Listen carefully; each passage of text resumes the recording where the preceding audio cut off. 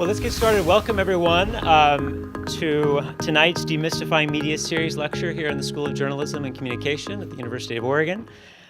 This is the second of 3 Demystifying Media series lectures this spring term, and we really appreciate you all being here. We have our Dean Juan Carlos Moyeda. Thank you for being here, and for all of you students and faculty and others. I am Seth Lewis, the Shirley Pape Chair in Emerging Media here in the school, and it's my honor to introduce our presenter this evening. C.W. Anderson is Associate Professor at the College of Staten Island, CUNY, and as of fall 2017, he will be Professor of Media and Communication at the University of Leeds in the UK. His 2013 book, Rebuilding the News, Metropolitan Journalism in the Digital Age, was an ethnographic investigation of the emerging digital news ecosystem and the shifting fortunes of metro newspapers through a close study of Philadelphia and its news landscape. I mentioned the book in particular because it is widely regarded and cited as one of the most important accounts of the print to digital news transition in the past decade. It's widely regarded as one of the most important books in the growing field of digital journalism studies. And I'll just point out one comment here. As one reviewer noted, the book represents, quote, a major contribution in understanding the profound changes in the landscape of news production and in showing how to study these changes. And I think, I'll just mention, I think we're going to see a similar theme here tonight. Professor Anderson's ability to not only reveal key changes occurring, but point to concepts and methods for making sense of such changes and their larger meaning for public life. He's written other books, edited other volumes. He wrote the 2016 book Journalism, What Everyone Needs to Know, co-authored with former Washington Post editor Len Downie and the acclaimed sociologist Michael Schudson. The book has been described as, quote, an accessible, sweeping survey of the past, present, and future of journalism.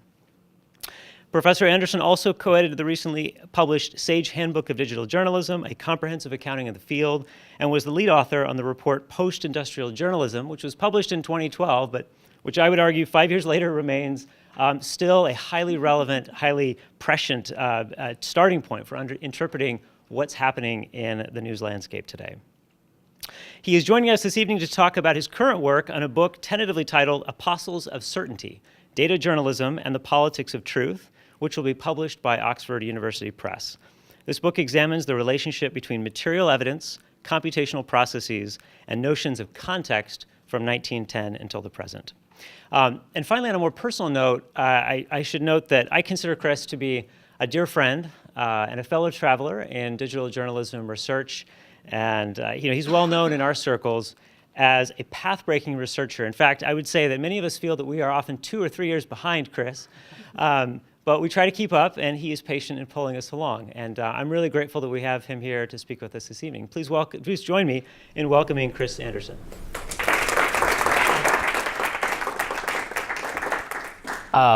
Seth, thank you so much for the invitation. I want to thank Professor Seth Lewis and Professor Damian Radcliffe, who told me that he's spending quality and much needed time with his family this evening, but we got to have a nice lunch together. And thank you, Dean Moyeda, for being here as well and for arranging this series and for the invitation to all of us who have been at the Demystifying Media series. I was looking at one of the archival talks on YouTube to kind of get a sense of what was expected and how it went, and was really impressed with the quality of folks that you've brought out so far. So I'm honored to join them here. So I want to begin this talk, which spends most of its time in the past, with some questions more relevant to the present, and then we'll go back to the past again. And so the question I want to ask you, starting off today, is journalism better than it's ever been, right now, at this moment? Now, this would seem, on the face of it, to be a ridiculous question. Fox News and Breitbart.com, dominate our political discourse. Reality television show star leveraged the affordances of cable news to vaunt himself into the presidency. Newspaper circulation numbers continue to drop. Employment levels, despite recent signs of stability at some major papers, also, are continuing to go down. And one or more of these factors, polarization of media, reality television, dropping journalistic employment and circulation numbers, have been nominated as either A, the reason why Donald Trump was elected president, or B, the reason why Donald Trump thought that he would never be president, and how they were wrong. Right? So to say now that the media and journalism are better than they've ever been seems like an odd way to begin a talk in 2017. That said, this talk will argue that at certain elite publications, some of whom are listed up here, a lot of journalism is more accurate, more quantitative, and more explanatory than it has ever been before. And that, and here's the paradox, paradoxically, this elite journalism matters less than ever to American political discourse. So on the one hand, you have better journalism than we've ever seen, particularly in certain places. And on the other hand, it seems to not really be having the impact that we, or perhaps the journalists doing it, think they ought to be having. So why? How did this data-driven, sociologically inclined news come into being? Why has it assumed the role that it has in the current media ecosystem? This talk tries to get at these issues by taking a quick trip back into the recent past and examining the origins of our modern form of what I like to call quantified or data journalism. It outlines 5 reasons why data journalism exists today in its present form, reasons that I think lead us back to the 1960s and 1970s. I'm going to argue in this talk that the key moment in defining the kind of quantified, data-driven journalism I'm talking about today, we can really look at the origins of that of what we're seeing now in the 1960s and the 1970s. So in this talk, very quickly, I'm going to look at 1, the work of the Russell Sage Foundation, Columbia University, and the University of Wisconsin in promoting something called the Social Sciences in the Media program in the 1960s. 2, I'm going to talk about an emerging vision of computers and databases that allowed them to be integrated into journalistic work in new ways. So a vision of what computers and databases were.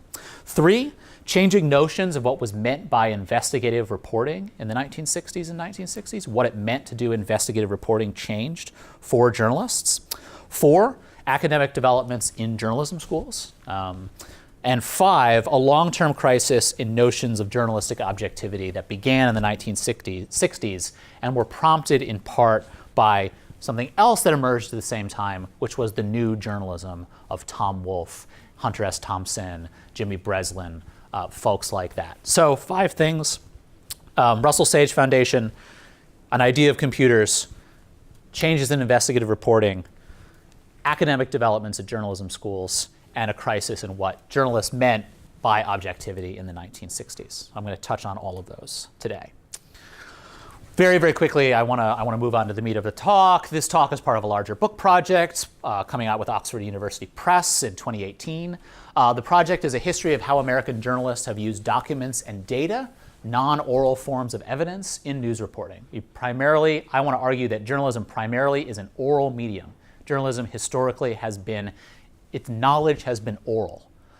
So in this book, I'm looking at everything that's not oral evidence. Documents, data, numbers, quantification, right? So not the interview and not oral forms of gaining knowledge. And this actually, in some ways, ties to what we were talking about earlier today, right? How folklorists gain knowledge, right? It's sort of part of that type of project.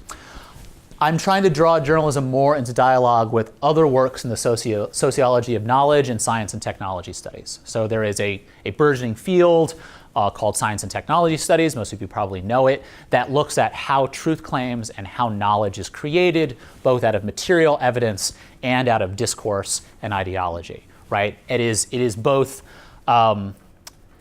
it's one step beyond postmodernism. It says all truth is constructed, but it is not constructed out of nothing, it is constructed out of something, right? And what is that something? So what I'm looking at here is what that something is. And I want to talk in the book about how these shifts relate to larger changes in American culture and in American politics over the course of the 20th century. So that's the book. This is one part of the larger book project. Okay, so what's happening? What is happening today? Again, I want to quickly get through this. So there's increasing attention, as most of you know, probably, being paid to various forms of quantified journalism. Mark Connington, Nick Diakopoulos, Nikki Usher, who was here. I mean, you all heard Nikki talk. Many of you heard Nikki talk about her project, so this is in the line of that type of research. There's also a growth of data journalism in the profession. We look at things like 538, The Upshot, The Guardian, various data projects that have been run by these, Washington Post, various data-oriented projects that have gotten a lot of attention, that have commanded a lot of, chatter from the media industry, right? New stuff, data journalism. It's new, it's hot, it's hip. It just came up to be in the past few years.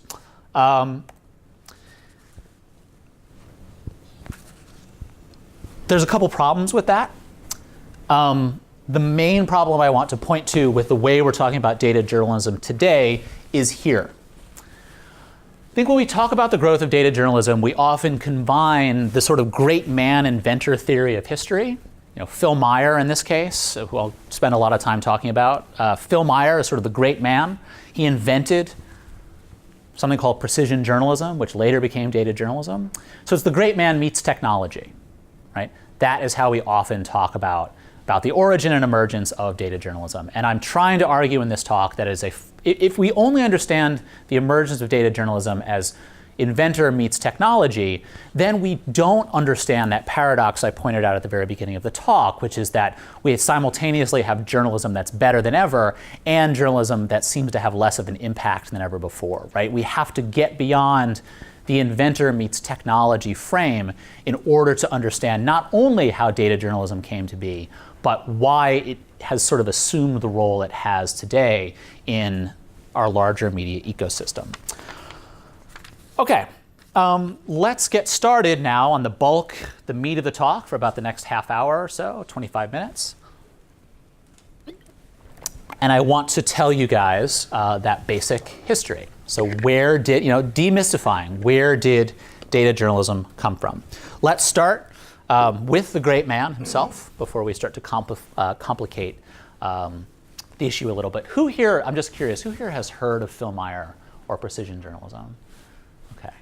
Okay, so a good, half dozen of you or so. That's about right. I mean, when I gave this, an earlier version of this talk a couple of weeks ago at UCSD, no one had heard of Phil Meyer. So you guys are already several steps ahead of the sort of proto version of this I gave earlier. Okay, Phil Meyer genuinely and I think legitimately occupies an outsized role in this history of quantitative journalism. And he's also written about himself quite frequently. He has told the story of how precision journalism came to be. He wrote a memoir called Paper Route, which was published in 2012. And he's talked a lot about the origins of computer-assisted reporting or precision journalism, which I argue is what has evolved now today to become data journalism. He was born in 1930 in Nebraska. He began his journalism career with a neighborhood paper route. He worked for his high school newspaper and yearbook.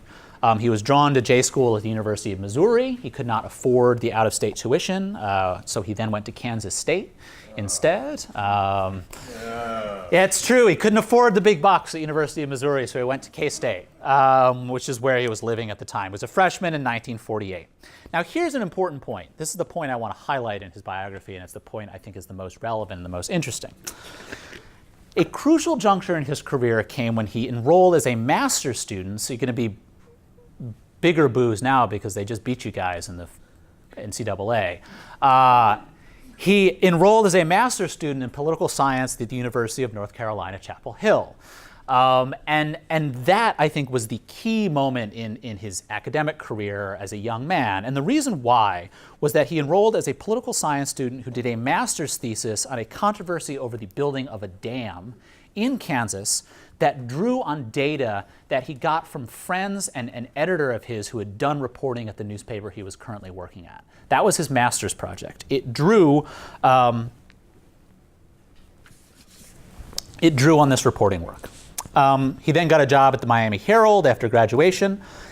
He interrupted that with a second stint, a second return to academia. He served as a Nieman Fellow at Harvard University in 1966 and 1967, and it was as a Nieman Fellow that he first proposed his idea for precision journalism, which he argued should combine social science methods with reporting. He called it social science in a hurry. And his argument, he formulated at Harvard, that journalism, and we'll get to the specifics of this in a second, the argument was that journalism would be better if it combined social science methods with the journalistic impulse. In 1967, Meyer got to put his thesis idea into practice at the Detroit Free Press. He conducted a series of sample-based sociological surveys of African-American residents of Detroit following the urban uprising in Detroit, and he attempted to find out why there were really urban riots in Detroit beyond simply talking to random people on the street and beyond talking to the leaders of the Black Panthers and other activist groups in Detroit. He said that what we can really do is find out the real reason.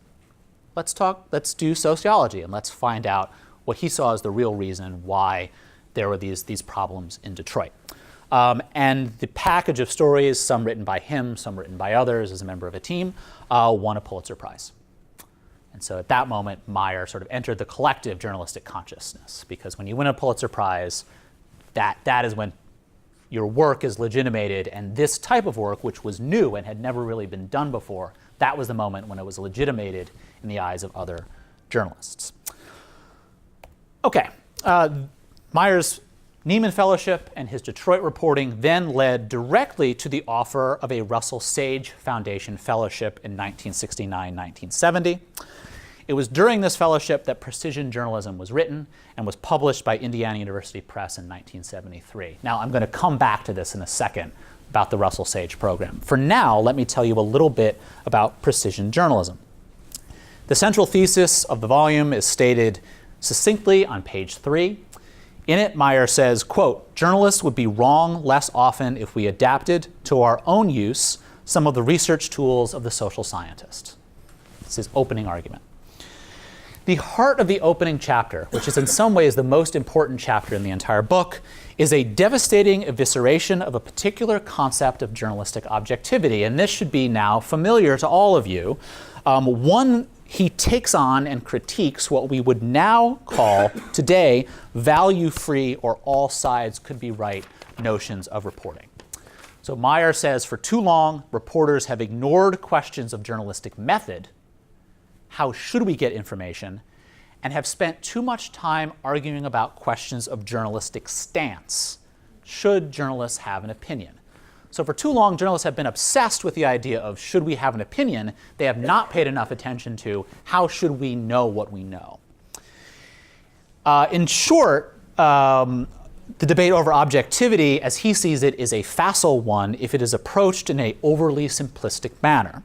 He says the easiest and silliest concept of objectivity is one in which a reporter is simply a stenographer who transmits all sides of an argument and gives them all equal weight. Remember, this is in 1973 he's making this argument, right?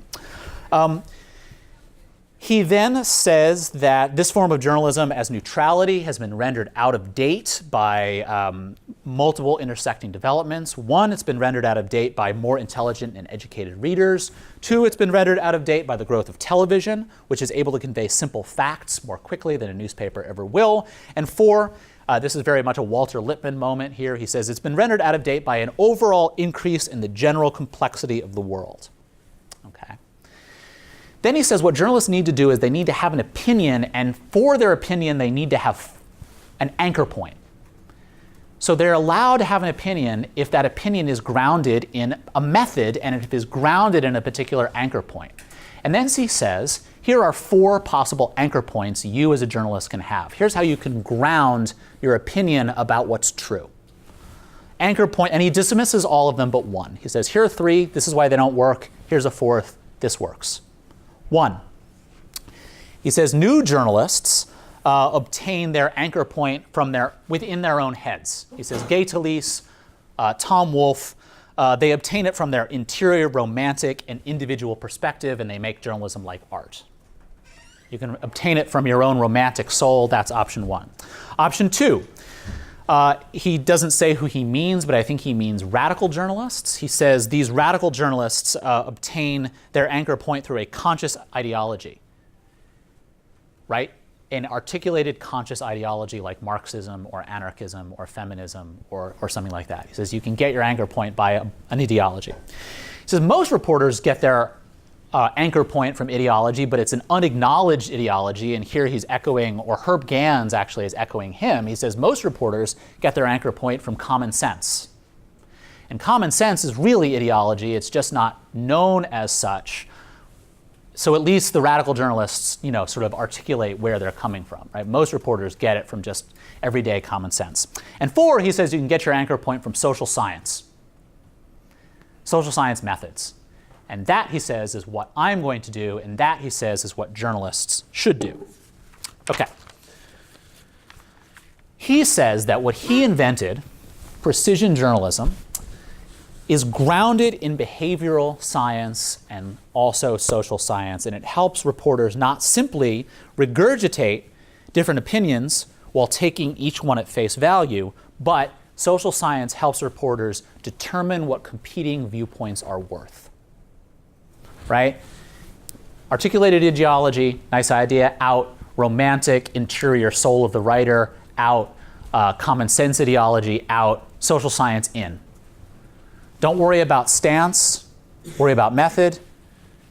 Your method should be grounded in social science. Then you can have an opinion about what's true. That's Meyer's basic argument.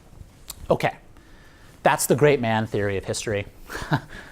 Let's get a little deeper into the details. I talked about these already. There are 5 main points. So where else did data journalism come from? The data journalism we talk about today. 5 points. Foundation work in the social sciences, what I call the long history of interpretive journalism, new visions of technology, what computers and databases can do, changing journalism school faculty, and CAR and NICAR. Computer-assisted reporting, and the National Institute for Computer-Assisted Reporting. I'm going to touch on each of these, but I want to begin by also talking about when Meyer was doing this work, starting in the 1960s, it was what I call the high watermark of normal sociology and normal social science. Social science was in some ways at its apex in the 1950s and 1960s. It was flush with government funding, and even the characters in popular science fiction books at the time. This is Isaac Asimov's Foundation trilogy. Has anyone here read the Foundation trilogy by Isaac Asimov? Okay, who's the hero of the Foundation trilogy? Guys, you remember? Too long ago? The hero of the Foundation trilogy is a social scientist, this guy named Harry Seldon, who through social science is able to predict the future. Right? So I could talk about this longer, but for the sake of time, I'm not going to spend a lot of time on it. But you should know that sociology and social science was hip and almost cool, in the 1950s and 1960s in a way that it probably would not be seen as today. That's the general, larger cultural context in which Meyer's operating in the 1950s and 1960s. Like I said, the high watermark of normal sociology, which you can see by looking at things as idiosyncratic as books, fictional books that were written, at the time. In the book, I spend a lot more time talking about this particular moment. Okay, second, the foundations and social science. The key foundation here is what's known as the Russell Sage Foundation, which is a New York-based foundation. The Russell Sage Foundation, post-World War II, devoted most of its resources and most of its intellectual energy to fostering the social sciences themselves. In other words, touting and trying to raise the profile of social science. To this end, the Russell Sage Foundation developed what it called the Social Sciences in the Professions program. In the Social Sciences in the Professions program, its goal was to increase the understanding and use of the behavioral sciences in professional domains like medicine, social work, and the law. Bring social scientists into the legal realm. Bring social scientists into medicine. Bring social science into social work. And eventually, bring social sciences into the media, right? Get more social scientists involved in the mass media.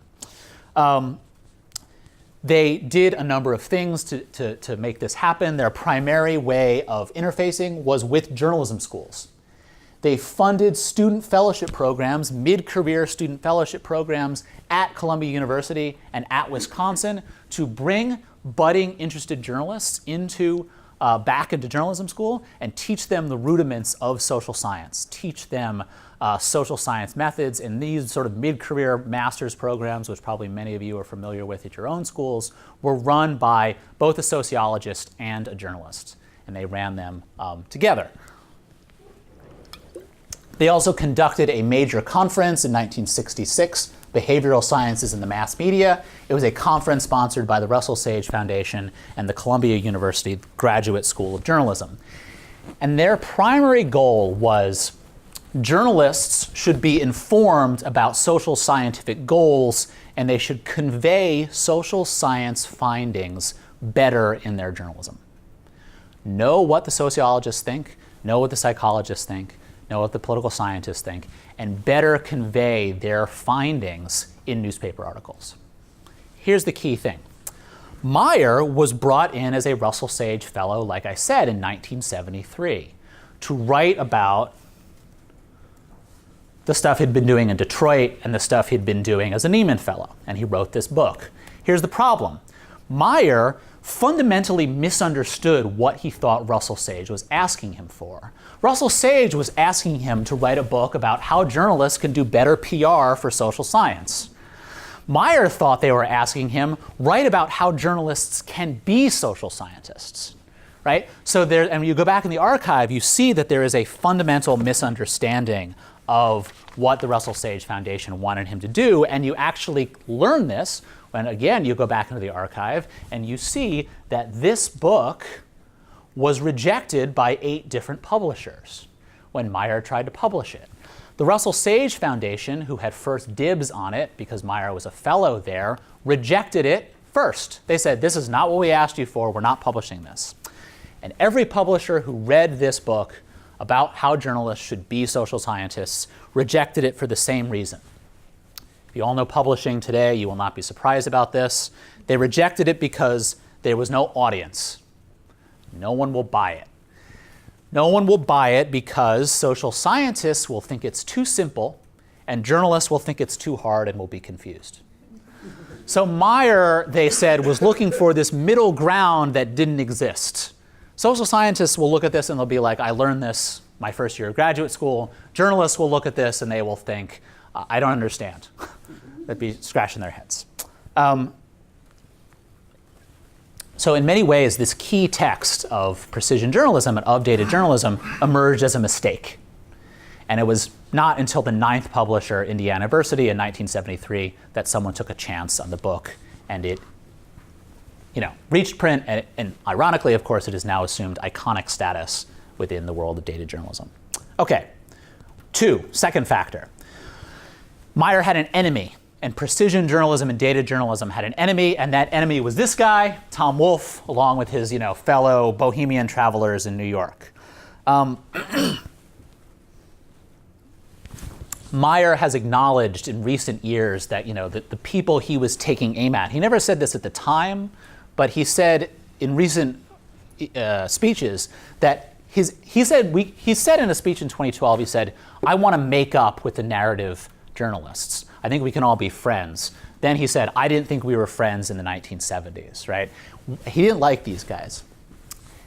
He didn't like them, and I thought he wouldn't like them because he didn't like narrative, and he didn't like stories. I thought he would have some hostility towards narrative forms of reporting. He didn't have a hostility toward narrative at all.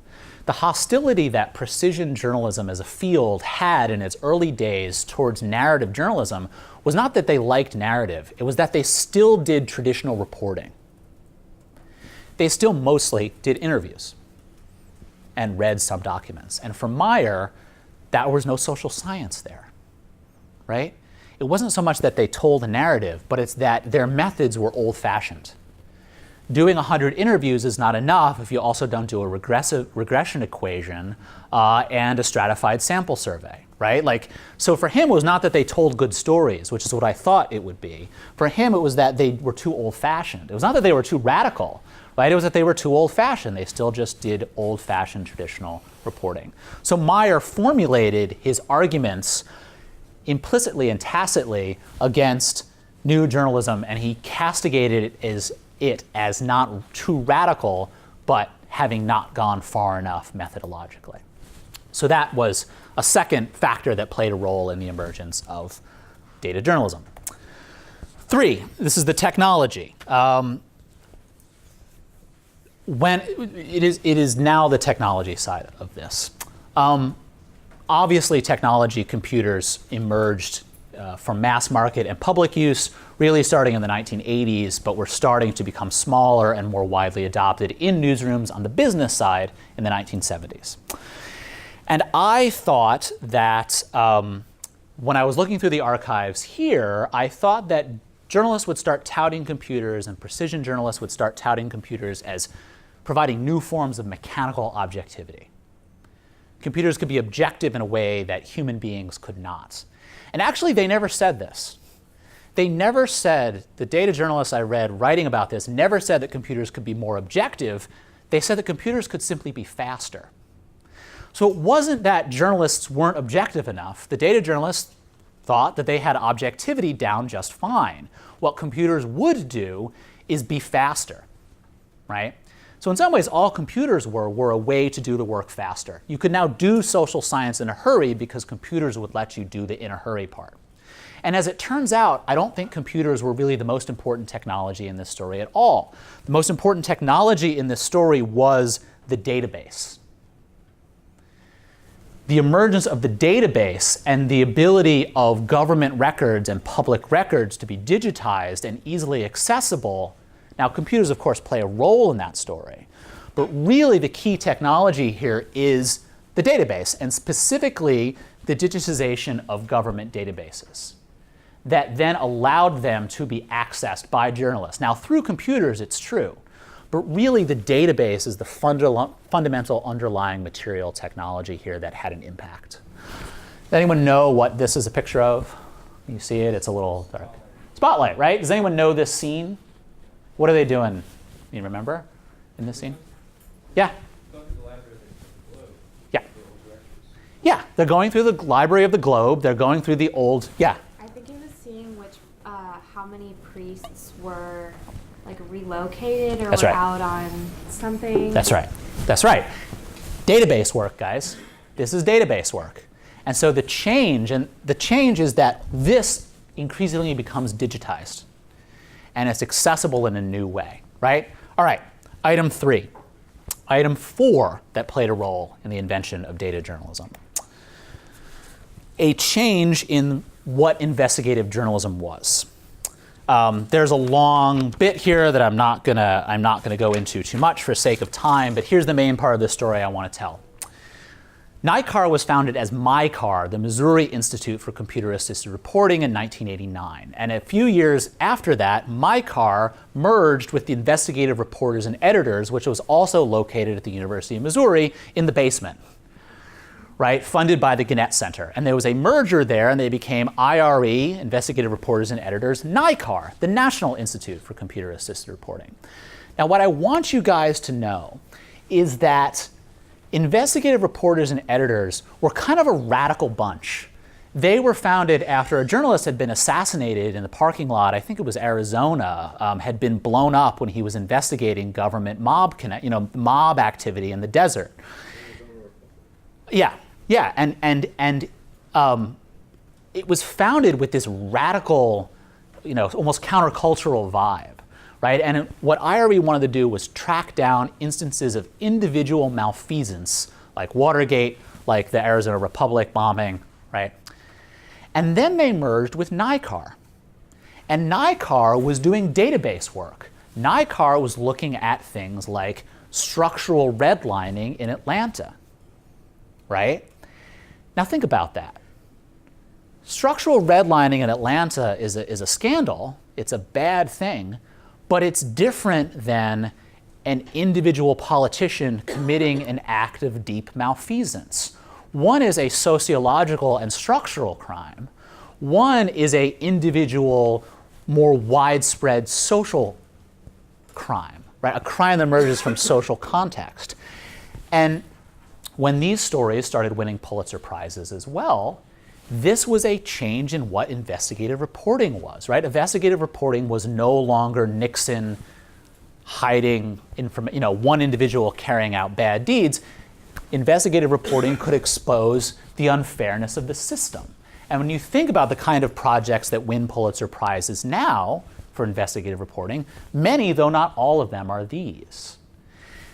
The key point is that this is a change in what it meant to do investigative reporting that took place in the 1980s. And this is a big change, and what it meant was that because so much of this type of investigative reporting drew on databases, drew on data, and followed Meyer's methods, that this form of reporting, data journalism, was now incorporated into the most prestigious tier of journalism itself, investigative reporting that won Pulitzer Prizes. Something I want to talk about really quickly here before we start to move on to the end.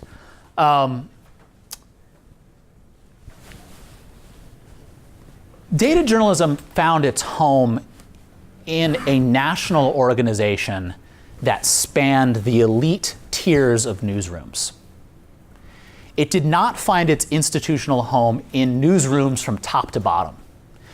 In other words, maybe true to the earlier argument that journalists couldn't do what Meyer was asking them to do, data journalism institutionalized across the top tier of multiple news organizations in sort of a thin but prestigious layer. Most everyday beat reporters were not doing what Meyer said they should do, even though Meyer thought that every journalist should be practicing social science in a hurry, right? So data journalism institutionalized across the top layer of the profession rather than deep down into individual newsrooms. That's important for the end of this story. So when it got institutional form, it institutionalized across the entire profession rather than down into the bones of the profession at the beat reporter level. All right. Next to last. This is relevant to all of you. In the 1970s and 80s, and especially the 1990s, journalism schools began to be under pressure from various accrediting agencies to have more PhD on faculty and produce more research. What was an easy way to hire a journalist who could simultaneously train students in a method that had won Pulitzer Prizes and also produce the occasional mass communication journalism article that had a survey and basic social science techniques? Answer: hire journalists who did data journalism. So journalism schools and mass communication schools solved an institutional problem when they started hiring precision journalists, because they could now simultaneously have somebody who could teach students, who had won a Pulitzer Prize, and could do basic research that could meet academic standards, right? So another way that precision journalism institutionalized was in journalism schools themselves, because it solved a structural problem for J schools, which was that they needed research faculty, but they also needed faculty who could teach journalists, right? And so the answer was found in hiring these folks, right? Because they can both do social science and they can teach, the kids how to be professional reporters. Okay, wrapping up. And going back to this earlier question, why did I say that journalism is better now than it's ever been and maybe has less of an impact than it's ever had before?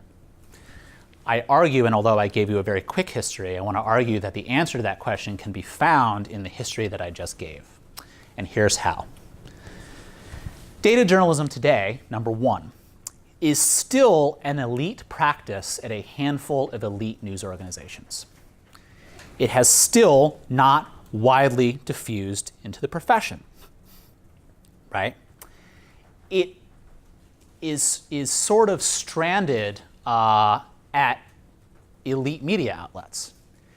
And it is stranded at elite media outlets that now, in later years, retrospectively, have not only become elite, but also highly politicized in the current political climate.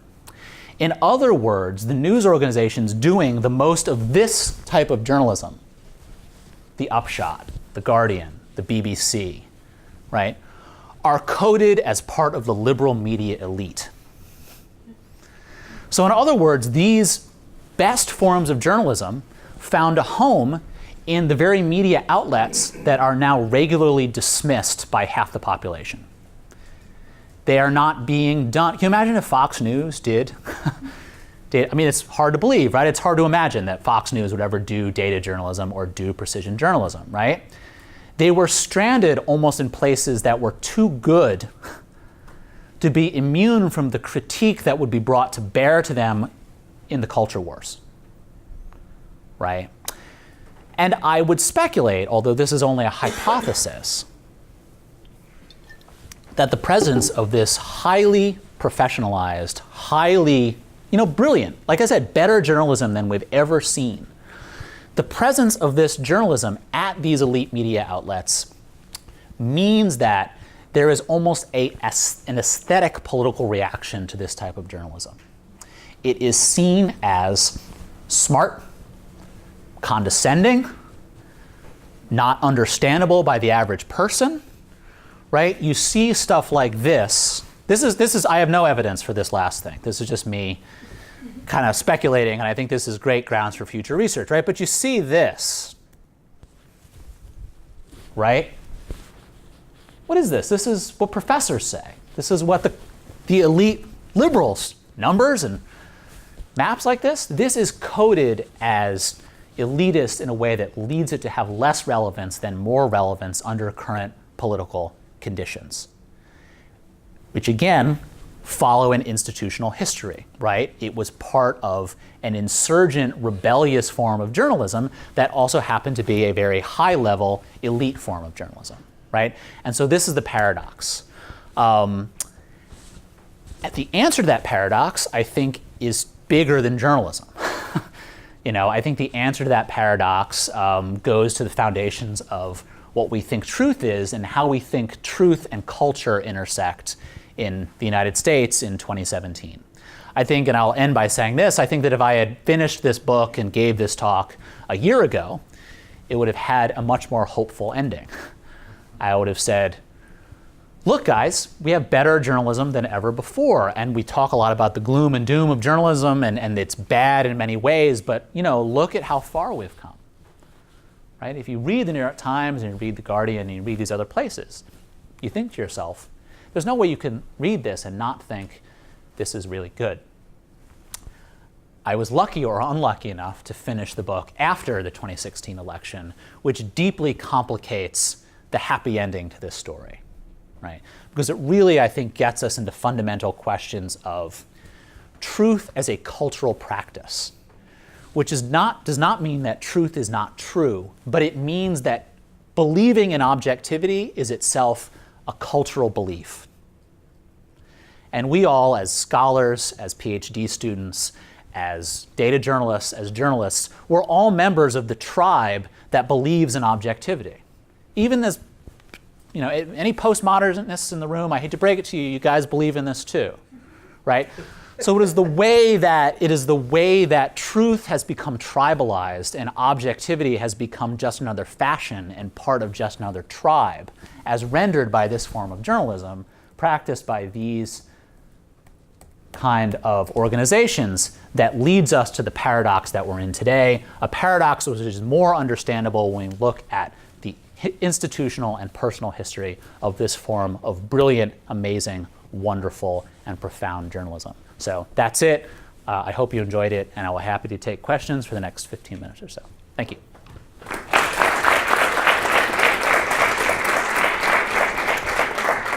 Thank you, Chris. We do have time for questions, so I'll pass the microphone around if you have a question to make sure we can hear you. Yes. I have one. So last spring we had Claire Wardle here, and she was talking about artificial intelligence and how that would have greatly helped in gathering data for things like the Panama Papers. How do you see, in light of the cultural disbelief in truth, I guess I would say, how do you see the fear of artificial intelligence impeding data journalism, and what does the future of those two practice? What are the features of the practice? I will say this is fascinating because this is actually in some ways the exact same question I got from the reading group earlier today. So multiple people now in different ways have asked this question on this trip. The last chapter of this book, so the middle chapters of the book give this history of data journalism. The first chapter gives the prehistory, when sociology was way different than the way we understand it today, and journalism was different than what we understand it today. They were much more mixed up. And the last chapter gives the artificial intelligence, computational, structured journalism end to the story, right? In a nutshell, I think what artificial intelligence and what automated journalism allows is for journalists to no longer, I think it is a reaction to the disbelief in professional objectivity. Journalists themselves and the society at large are no longer as confident in their processes for determining truth. Therefore, what's done is that we can now outsource truth to big data, and we can outsource truth to computational processes, and we can outsource truth to databases, right? Again, this is largely speculative. I've only written about this a little bit, but I do think that the emergence of artificial intelligence and artificial intelligence processes is, to me, a sign of the crisis of professional group objectivity. We used to trust journalists as a profession, not just one guy or one woman, but with editors and sub-editors and fact-checkers and this entire apparatus by which the truth would be produced. We trusted it to a professional group of people. We no longer trust the larger ensemble of professional practices. What do we do then? Well, we outsource it to an algorithm and to data that's big enough to eliminate any chances of us making a mistake. And the people get out of it. So I think to me, artificial intelligence and automated journalism mark a further sign of the exhaustion of this particular belief in professional occupational certainty. So it's still bad. It's still depressing, I guess. So can I, on this subject, since you have the logo of Structured Stories up there, Yes. And I imagine it's not familiar to most folks in this room, but it's very much relevant to this last question. Could you give us just kind of I know it's a separate chapter in the book, but maybe a very quick overview of what is Structured Stories? How does it fit as sort of part of the future? So Structured Stories was a journalism experiment in New York in 2016 that was a collaboration between a Yahoo engineer that understood the semantic web and understood semantic databases and Bill Adair, who is the founder of PolitiFact. And they found common ground because PolitiFact, the fact-checking organization, is actually itself a structured database. So if you think about what PolitiFact is, one column is a series of people who say things. Another row is a series of things that they said, the person, what they said, and then each square gets a grade. True, false, mostly true. If you think about it, PolitiFact is a database, right? So PolitiFact is a database combined with a guy who really believed in automated intelligence and who believed in semantic web structures. And what they tried to do was turn everyday beat reporting in New York into a form of data journalism, into a form of computational journalism, right? Which meant that, it's going to sound weird and crazy, but what they did was they took every person in a date. So, okay, say you're covering the housing issues in New York. You took every person who in the city government who did anything related to housing issues that day, and you put them in a database. And then you put what they did also in that database. And that was basically it. And the argument was that over the course of an entire summer or over the course of the entire year, what they did would almost bubble up from the semantic data itself, right? That the truth would be emergent from this database of people and the things that they did. Sort of like a deep learning form of journalism. Like a deep learning form of journalism, right? And that, I argue, is totally different than this. It's a new offshoot of older practices. Great, thank you. Other questions?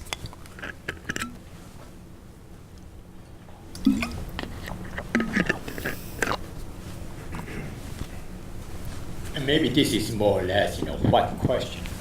Right now, there is more data journalism practice globally than ever. Yes. My question is whether the global practice of data journalism has been influenced by the University of North Carolina, Professor Meyer? Yes. I'm curious. Yes, my short answer is absolutely yes. I think it has not been directly influenced by him, but has been influenced by people at NICAR, people who practice computer-assisted reporting, and Phil Meyer himself. I mean, I think, and this is a later project I would really love to do, but I do think you have seen kind of the globalization of the basic idea of database-oriented journalism. That has been the form of data journalism that has spread to England, to, as we were talking about at dinner, South Korea, Germany, France. One of the interesting things about data journalism, though, as influenced by Meyer and the computer-assisted reporting people, is that it all is dependent on the public database, and therefore is very influenced by transparency cultures in individual countries. So if the Germans have far more restrictive laws on the accessibility of data journalism is going to be harder. A friend of mine, Matt Waite, who I interviewed for this book, who was one of the founders of PolitiFact as well, told me a joke. He said, why do you think that data journalism, so much of it came from Miami and came from Florida? And I said, why? And he says, because Florida has the best public records laws in the country. Right? And it was easy to get. You can say the same thing globally. In places that have robust, transparent public records regimes, it's easier to do this form of database journalism. Places like Germany, which for political reasons and for cultural reasons are much more restrictive in terms of what type of data the public can access, it's harder. Right? So I think it would be a great future project to do kind of a comparative history of data journalism around the world and see if you could isolate causal factors that allowed it to be produced, that allowed it to be more robust in some places rather than others. Let me see if this question makes sense, but have anyone studied triangulation reporting? Meaning that you have a story based just in patterns that what were found in data, or another story is based on those patterns plus illustrations, meaning quantitative and qualitative. So have anyone done any type of experiment to compare the impact of those stories? There have been some social science experiments on this, yes. Generally speaking, the ends are very small, and the findings are that there is no difference in terms of impact between sort of quantitative, and Seth, correct me if I'm wrong at any point here, but I'm pretty sure that the findings are that the difference is so small that it's less meaningful, but not a ton. There's not really been a ton of research on the consumer audience side of this, because if my hypothesis is right, what my hypothesis about the cultural sort of nature of tribes of truth, that requires strong audience research, aggressive audience research, to see how people really do interact with these type of factual claims. I think one of the problems is that the stuff that's been done has been fairly sort of like entry level. I mean, nothing against any of you who may be at this point in your careers, but has been primarily, entry-level graduate student work, right? It's been somebody who's maybe writing their first paper, who wants to do a quick survey, and it's never been, as far as I know, a robust long-term research project that's been either an entire dissertation or been an entire book yet. But if anyone would like to do that, feel free to. Certainly an entry point there. Yeah. That's a blind spot. For sure. In a lot of this research. For sure. There's probably more data out there than ever now, but it's also disappearing off of government websites. That is half the country, as you said, Yep. just doesn't believe it. So do you foresee trust in data increasing over time, plateauing, or getting even further away? I see trust in data declining, just like trust in everything is by and large declining. I mean, the problem is there's no easier way to get 40% of the country to agree with you on a particular issue than to turn it into a partisan claim. The minute you aggressively partisanize, the minute you weaponize a truth claim in a partisan fashion, what you tend to have happen is the partisans rally. So, so the minute Barack Obama criticized Donald Trump for leaking the name of, leaking classified information to the Russians, 40% of the country would say that Donald Trump was a hero for doing it, because Barack Obama's intervention would immediately politicize the issue, and you would then have this sort of tribal separation. To the degree that data, and I think this was true with the March for Science as well, if you all remember that, I think the minute that data is seen in partisan terms, the minute data is seen as something that Democrats do, or Democratic-like newspapers do, like the New York Times or NPR or The Guardian, you've immediately lost a substantial portion of the population, because it's very difficult for us to see items through a partisan filter anymore in any way but that confirm our partisan sensibilities. And I think the bit about digital data's disappearance, I think, is also really, really important and sort of a different question. But I think that maybe in the 80s and 90s and aughts, that could have been a golden era of digitization, because we had a lot of data, but not so much of it that we got it digitized and then it was still on tapes somewhere and it tended to hang around and last. And now it's almost become, there's so much of it has become more effervescent and disappears faster than ever before.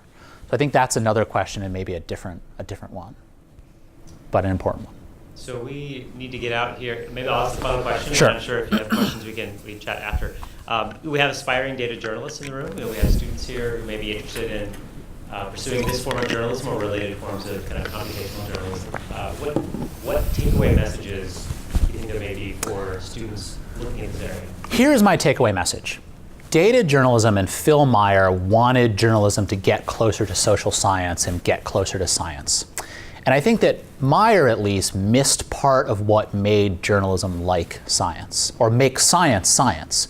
What makes science science is when it acknowledges what it doesn't know in a forward-looking and aggressive way. Science gets a lot of its energy from its open admission that its knowledge is partial and there's much more to be learned. I think all journalism, not just data journalism, but all journalism should be much more aggressive in saying what it does not know, along with what it knows. I think there's some, and I don't think this is totally foreign to journalism either. I think the New York Times has a feature every once in a while that says what we don't know about a fast breaking news event. Here's the problem. If you say what we don't know, you are then placing a lot of trust in the public to take what we don't know in a grown-up way. Well, why would you do that? Well, I think there are a lot of reasons why you don't do that, but I think that that's the only choice. I don't think that journalists, data journalists in particular, but any journalists, standing and making strident truth claims is going to be politically productive in 21st century America. I just don't think that journalists, I love that, the New York Times prints t-shirts that says, we're the truth, or truth is hard, or, truth with a capital, whatever it is that they're all doing. I think that's great for marketing, but I think that's bad for democracy. The only way to improve democracy in this country is to trust people enough to deal with uncertainty in grown-up, rational ways. That is the entire project that democracy and public life are built on, and if you can't do that, then you might as well give up on the whole thing. So I think that my advice for aspiring data journalists is to be open with what you don't know, incorporate what you don't know into your reporting, and use what you don't know, just like the scientists do, as a springboard to know more. And that would be my advice. Great.